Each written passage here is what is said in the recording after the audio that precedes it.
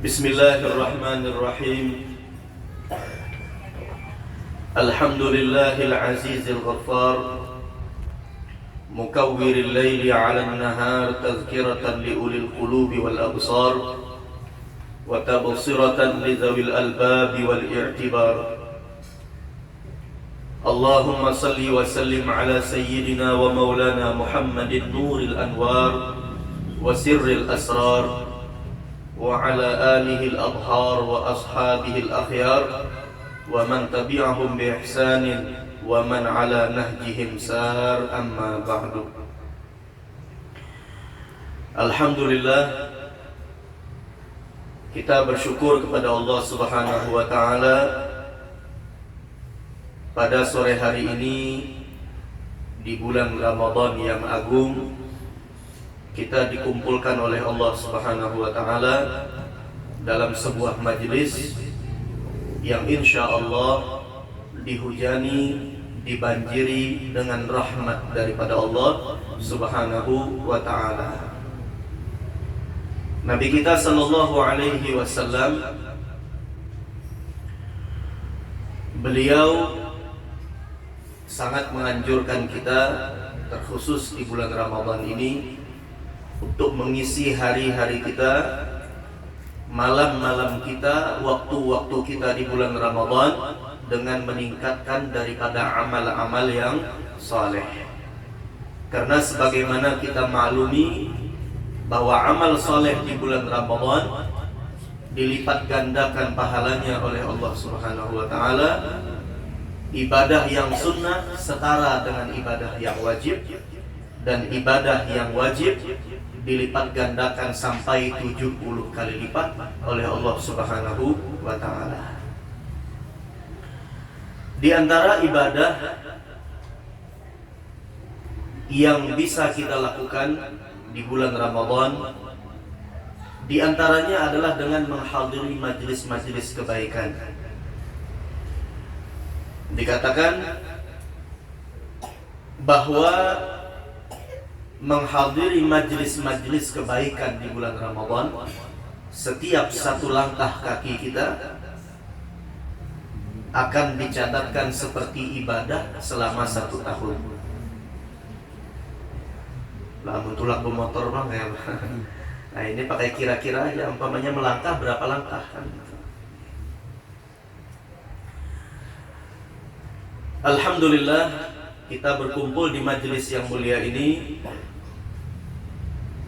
dalam rangka kita memperingati haul atau hari wafatnya salah seorang wanita mulia, wanita penghulu daripada wanita surga, yang dikatakan oleh Nabi sallallahu alaihi wasallam di dalam hadisnya bahwa sayyidatu nisa'il alamina arba'ah.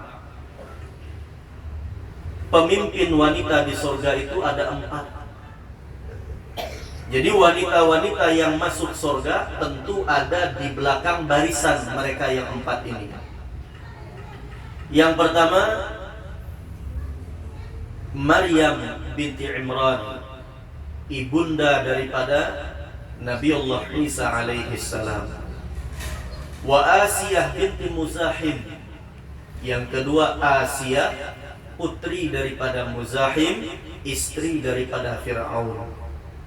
Walaupun suaminya tidak beriman, bahkan mengakui dirinya Tuhan, tetapi beliau, Siti Asiyah, beriman kepada Allah Subhanahu wa ta'ala.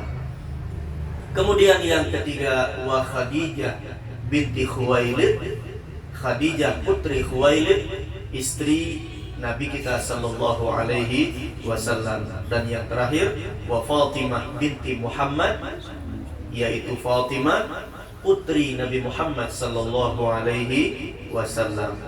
Nah, kita memperingati haul daripada salah seorang wanita mulia di sisi Allah, wanita yang sangat dicintai oleh Nabi kita sallallahu alaihi wasallam.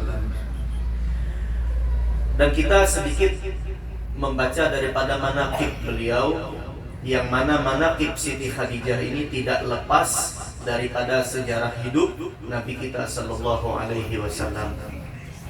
Ibnu Sirin mengatakan, inda zikri salihin tanzilur rahmat. Ketika menyebutkan orang-orang saleh, maka Allah akan menurunkan rahmat.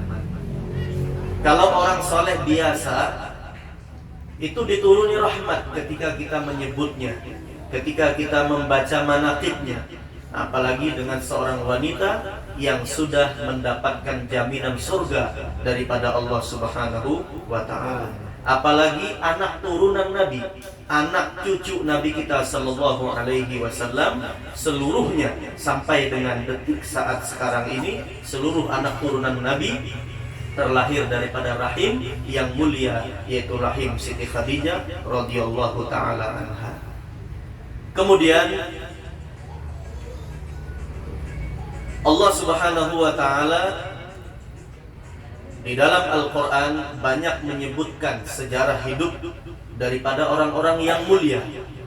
Kalau kita baca Al-Quran, itu banyak Allah di sana mengisahkan bagaimana orang-orang terdahulu daripada para nabi, daripada para rasul, daripada hamba-hamba Allah yang saleh. Bahkan di dalam Al-Quran Allah mengisahkan, di sana ada Siti Maryam yang dikisahkan oleh Allah Subhanahu wa ta'ala. Kemudian Nabi kita sallallahu alaihi wasallam juga menyebutkan di dalam hadisnya, uzkuru mahasina mautakum wa kufu an masawihim. Sebut-sebutlah oleh kalian akan kebaikan-kebaikan orang-orang yang telah meninggal dunia di antara kalian. Jadi kalau di antara kita ada yang sudah meninggal dunia, walaupun orang biasa, bukan orang yang ahli ilmu, bukan orang yang ahli ibadah, apalagi jauh daripada kata-kata soleh, tapi kita disunnahkan, diperintahkan oleh Nabi untuk menyebut kebaikannya. Ulun umpamanya meninggal dunia, bukan orang soleh, orang biasa, tapi pian disunnahkan menyebutkan kebaikan. Oh, si dintu dulu kayak ini, oh dulu si dintu kayak ini. Sebutkan kebaikannya. Wa kufu an masawihim, dan tahan, jangan disebutkan, sembunyikan, simpan rapat-rapat keburukan-keburukan orang yang sudah meninggal dunia di antara kalian. Nah, jadi ini dasar kita kenapa membaca manaqib. Jadi supaya kita tahu dalilnya. Jangan kena membaca manaqib itu bid'ah, Nabi kadang pernah melakukan umpamanya. Nah, itu kan banyak di zaman kita sekarang ini orang-orang yang sedikit-sedikit bid'ah, sedikit-sedikit bid'ah. Dahulu ada seorang sahabat bernama Ikrimah. Waktu itu belum jadi sahabat Nabi. Siapa Ikrimah ini? Ikrimah berkata kepada Nabi, ya Rasulullah, ulun hendak masuk Islam. Hendak masuk Islam. Bapadah lawan Nabi hendak masuk Islam, tapi kada langsung mengucap 2 kalimat syahadat. Ujar Ikrimah, ulun hendak masuk Islam ketika pian dan para sahabat berkumpul, artinya di tengah orang banyak. Kada hendak nang berduaan atau bersembunyian, terang-terangan masuk Islamnya. Lalu Nabi mengumumkan kepada para sahabat. Ujar Nabi, ya ma'syaral muslimin, wahai kaum muslimin, sesungguhnya Ikrimah hendak masuk Islam. Ujar Nabi, jagalah lisan-lisannya. Loh, kenapa? Karena Ikrimah ini, para hadirin sekalian, anak daripada Abu Jahal. Anaknya. Jadi Abu Jahal itu terbunuh di medan peperangan Badar. Di perang Badar, wafat. Gugur di medan peperangan. Nah, anaknya, anak daripada Abu Jahal, Ikrimah hendak masuk Islam. Ujar Nabi, sudahlah, cukup, jangan disebut-sebut lagi keburukan-keburukan daripada Abu Jahal. Ini anaknya hendak masuk Islam. Kalau kita sebut-sebut keburukan orang yang sudah meninggal, kita akan menyakiti hati orang yang masih hidup. Kalau kita sebutkan jar Nabi keburukan-keburukan daripada Abu Jahal, yang namanya anak, tetap ada rasanya, ada rasa kada nyaman. Kita ini umpamanya bisi keluarga, ahli maksiat. Ketika disebutkan di hadapan kita, ada rasa yang kada nyaman. Bahkan ketika turun surah Al-Lahab, tabbat yada abi lahabiu wa tab. Orang-orang munafik suka mengulang-ulang ayat itu. Tujuannya apa? Untuk menyakiti hati Nabi. Kenapa? Karena Nabi perasaan sendiri terluka. Karena ini paman. Walaupun sudah jelas-jelas kafirnya, jelas-jelas masuk nerakanya, tapi ini paman Nabi. Ada darah daging di situ mengalir. Nah, tetap ada perasaan yang ada nyaman. Jadi seandainya orang kafir aja, kita dilarang menyebutkan daripada keburukannya. Apalagi kita orang yang beriman. Apalagi ini istri daripada Nabi kita Muhammad sallallahu alaihi wasallam. Nah, ini yang menjadi landasan kita kenapa kita baca manaqib.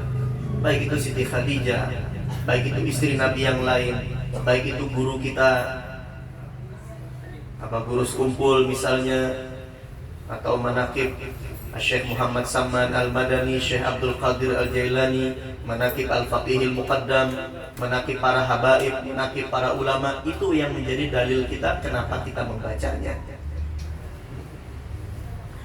Nah, di sini kita mengambil keberkahan membaca manaqib daripada Sayyidah Khadijatul Kubra. Ulun ambil dari kitab Al-Bushra yang ditulis oleh Al-Imam Al-Habib As-Sayyid Muhammad bin Alawi bin Abbas Al-Maliki. Jadi ulun ambil poin-poinnya, jadi ulun baca dengan terjemahnya. Jadi kada membaca bahasa Arabnya. Jadi supaya singkat waktu kita. A'udzu billahi minasyaitonir rajim. Bismillahirrahmanirrahim. Qala Allah Ta'ala an-nabiyyu awla bil mu'minina min anfusihim wa azwajuhu ummahatuhum. Shadaqallahul azim. Allah Ta'ala berfirman, Nabi Muhammad sallallahu alaihi wasallam itu lebih utama atas orang-orang yang beriman. Bahkan keutamaan Nabi lebih utama atas diri orang-orang yang beriman itu sendiri. Wa azwajuhu ummahatuhum, dan istri-istri Nabi adalah ibu bagi orang-orang yang beriman. Nabi itu utama bagi kita, lebih utama daripada diri kita sendiri. Seandainya ada dua pilihan, nyawa Nabi apa nyawa kita? Pilihannya nyawa kita. Seandainya ada anak panah mengarah kepada Nabi, pilihannya dua, kena Nabi atau kena kita? Kena kita. Karena Nabi lebih utama atas orang yang beriman. Bahkan nyawa yang ada di kandung badan kita ini tidak ada nilainya kalau dibanding dengan kemuliaan, keagungan, dan hak yang agung yang ada di dalam diri Nabi Muhammad sallallahu alaihi wasallam. Makanya para sahabat Nabi itu jiwanya murah untuk Nabi Muhammad. Murah. Ada seorang sahabat bernama Talhah bin Ubaidillah. Ketika perang Uhud itu menjaga Nabi, melindungi Nabi. Banyak anak panah yang mengarah kepada Nabi dijaga supaya kada kena Nabi. Banyak pedang yang mengarah kepada Nabi dijaga supaya pedang itu tidak melukai Nabi. Ada batu yang mengarah dijaga supaya batu itu tidak kena Nabi Muhammad sallallahu alaihi wasallam. Bahkan para sahabat di dalam menjaga Nabi sampai-sampai ada yang meninggal dunia. Kalau luka itu sudah ada kisah lagi banyaknya. Ada sahabat ngaran sidin Zaid bin Harisah. Itu ketika mengantarkan Nabi untuk menyampaikan agama Islam di Taif, itu dilempari batu sampai-sampai kepala ini syujja ra'suhu shijaja. Kepala ini bocornya sudah ada hitungan kena batu itu, kepala. Belum lagi muha, belum lagi awak. Nah, itu untuk Nabi Muhammad. Dan istri-istri Nabi Muhammad sallallahu alaihi wasallam adalah ibu bagi orang-orang yang beriman. Makanya Nabi wafat, istri-istri Nabi itu haram dinikahi oleh siapapun. Karena ujar Allah Ta'ala, ibu bagi orang yang beriman. Bolehlah seorang anak menikahi ibunya, kan kada boleh. Makanya Siti Aisyah ketika Nabi meninggal masih muda, kadang-kadang hendak memarati. Kenapa? Ibu bagi orang-orang yang beriman. Nah, jadi kita membaca sedikit manaqib daripada ibu kita, Siti Khadijah binti Khuwailid radhiyallahu taala anha. Fa'aqulu, Al-Imam Muhammad bin Alawi Al-Maliki mengatakan, hiya sayyidatuna Khadijah. Beliau bernama Khadijah binti Khuwailid, putri daripada Khuwailid bin Asad bin Abdul Uzza bin Qusay. Terkumpul nasabnya dengan Nabi sallallahu alaihi wasallam pada datuk Nabi kita sallallahu alaihi wasallam yang bernama Qusay. Wa ummuha, dan ibu daripada Khadijah itu bernama Fatimah. Fatimah binti Zaidah ibnil Asam dari kabilah Bani Amir bin Lu'ay bin Ghalib. Jadi nasab Siti Khadijah dari pihak bapak maupun dari pihak ibu masih bersambung dengan nasab mulia Nabi kita Muhammad sallallahu alaihi wasallam.